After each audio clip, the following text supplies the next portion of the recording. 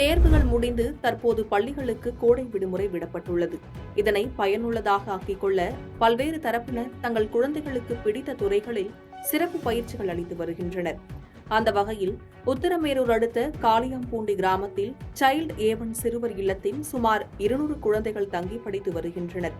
இந்த கோடை காலத்தில் மாணவர்களின் தனித்திறமையை வெளிப்படுத்தும் நோக்கில் ஓவியத்தின் மீது ஆர்வம் கொண்டுள்ள 50க்கும் மேற்பட்ட சிறுவர்களை காஞ்சிபுரம் கைலாசநாதர் கோவிலுக்கு அழைத்து சென்றனர். கோவிலில் உள்ள சிற்பங்களை மாணவர்கள் பார்வையிட்ட பின் அவர்களுக்கு பிடித்த சிற்பங்களை ஓவியங்களாக நேரலையில் வரைந்து அதில் உள்ள குறைகளையும் நீக்கி பயிற்சி அளித்ததில் அவர்கள் மிகுந்த மகிழ்ச்சியடைந்தனர். இதுகுறித்து மாணவிகள் கூறுகையில், இது தங்கள் கல்விக்கும் வாழ்க்கைக்கும் சிறந்த பயிற்சியாக இருக்கும் என தெரிவித்தனர். இந்த ஓவிய பயிற்சியை அரசு பள்ளி மாணவர்கள் எளிமையாக மேற்கொண்டது திருக்கோவிலுக்கு வந்த அனைவரையும் ஒரு நிமிடம் பார்வையிட செய்தது.